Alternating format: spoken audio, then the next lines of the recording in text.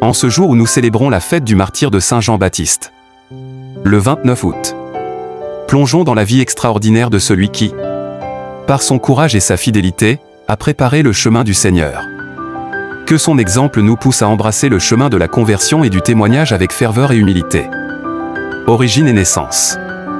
Jean-Baptiste, dont le nom signifie Dieu fait grâce, est le fils de Zacharie et Élisabeth. Zacharie, un prêtre juif, reçoit la visite de l'ange Gabriel alors qu'il officiait dans le temple. L'ange lui annonce que sa femme, Élisabeth, malgré son âge avancé et sa stérilité, enfantera un fils. Jean est consacré à Dieu dès sa conception, à l'image des anciens prophètes. Cette naissance miraculeuse symbolise le début d'une nouvelle ère pour le peuple d'Israël. Le récit de sa naissance, mentionné dans l'évangile de Luc, fait un parallèle frappant avec celui de Jésus. Alors que Jean est encore dans le sein de sa mère, il tressaille de joie à la visite de Marie, enceinte de Jésus. Cet événement marque le début de sa mission prophétique, annonçant déjà le Messie avant même sa naissance. Vie dans le désert et ascétisme. Jean passe une grande partie de sa vie dans le désert de Judée, loin des distractions et des corruptions du monde. C'est là qu'il se prépare à sa mission, en menant une vie austère et ascétique. Vêtu de poils de chameau et se nourrissant de sauterelles et de miel sauvage. Marc chapitre 1, verset 6. Il rappelle les prophètes de l'Ancien Testament, en particulier Élie, avec lequel il est souvent comparé. Le désert, dans la Bible, est un lieu de rencontre avec Dieu, de purification et de renouveau. Jean incarne ce renouveau spirituel par sa vie de prière, de jeûne et de renoncement. Et il devient une voix prophétique puissante, appelant le peuple à la repentance. Mission et message prophétique. Jean-Baptiste est reconnu comme le dernier des prophètes de l'Ancien Testament et le premier témoin du Nouveau Testament.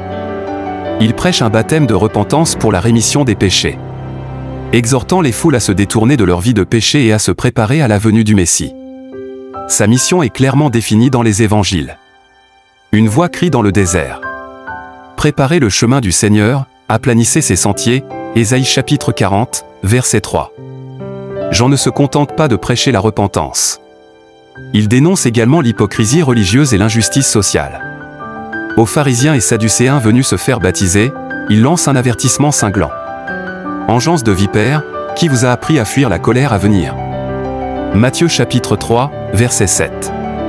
Son appel à la conversion est radical et sans compromis. Le baptême de Jésus. Le moment le plus significatif de son ministère est le baptême de Jésus dans le Jourdain. Jésus, sans péché, n'avait pas besoin de repentir, mais en se faisant baptiser par Jean, il s'associe à l'humanité pécheresse et inaugure son ministère public. Jean, d'abord réticent à baptiser celui qu'il reconnaît comme l'agneau de Dieu qui enlève le péché du monde.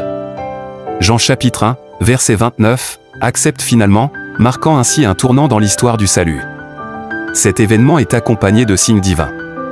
Les cieux s'ouvrent, l'Esprit Saint descend sous la forme d'une colombe, et la voix du Père se fait entendre.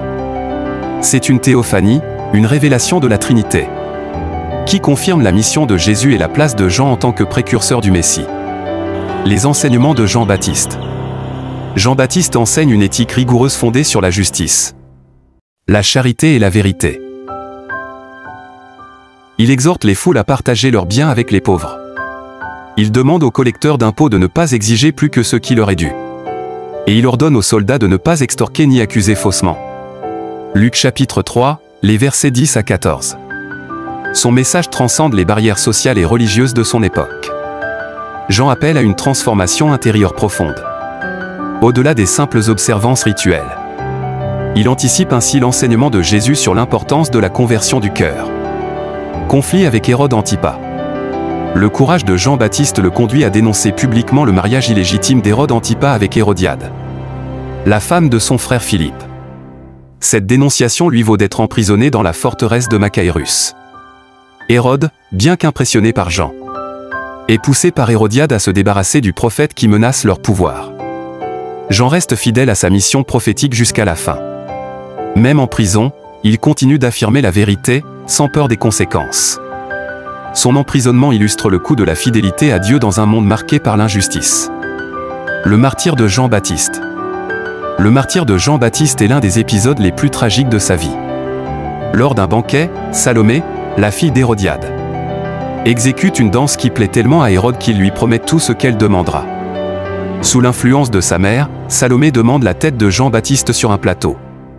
Bien que réticent, Hérode accède à sa demande pour ne pas perdre la face devant ses invités. La décapitation de Jean-Baptiste est un symbole puissant de la persécution des prophètes et des justes dans un monde hostile à la vérité. Cependant, son martyre préfigure aussi celui du Christ, dont la mission sera accomplie par sa propre passion et résurrection. Jean-Baptiste dans la tradition chrétienne. Dans la tradition chrétienne, Jean-Baptiste est vénéré comme le plus grand des prophètes. Jésus lui-même dit, parmi ceux qui sont nés de femmes, il n'en a pas existé de plus grand que Jean-Baptiste. Matthieu chapitre 11, verset 11. Sa vie et son ministère incarnent l'appel à la conversion et à la préparation pour la venue du Christ. Jean est également reconnu comme un modèle d'humilité. Malgré sa popularité, il déclare « Il faut qu'il croisse, et que je diminue » Jean chapitre 3, verset 30. Reconnaissant que sa mission est d'annoncer et de préparer la venue du Sauveur, non de prendre sa place. Réflexion spirituelle. La vie de Jean-Baptiste nous invite à réfléchir sur notre propre appel à la conversion. Sommes-nous prêts à abandonner nos péchés et à vivre une vie de justice et de vérité? Jean nous rappelle également l'importance de la préparation spirituelle et de l'humilité. Comme lui, sommes-nous prêts à faire place à Christ dans nos vies? À nous effacer pour que sa lumière brille davantage? Que l'exemple de Saint Jean-Baptiste nous inspire à vivre avec courage et vérité, à défendre la justice, et à préparer le chemin du Seigneur dans nos vies. Soyons des témoins fidèles, prêts à annoncer la venue du Christ, même au prix de grands sacrifices. Ensemble, marchons vers la lumière, toujours guidés par l'Esprit de Dieu. Nous vous remercions sincèrement d'avoir pris le temps de regarder notre vidéo sur Saint Jean-Baptiste. Votre présence et votre attention nous sont précieuses. Nous espérons que l'exemple de ce grand prophète nous inspire tous dans notre cheminement spirituel. N'oublions pas de nous abonner, de commenter et de partager si nous avons trouvé ce contenu enrichissant. Que Dieu nous bénisse et nous guide sur le chemin de la foi.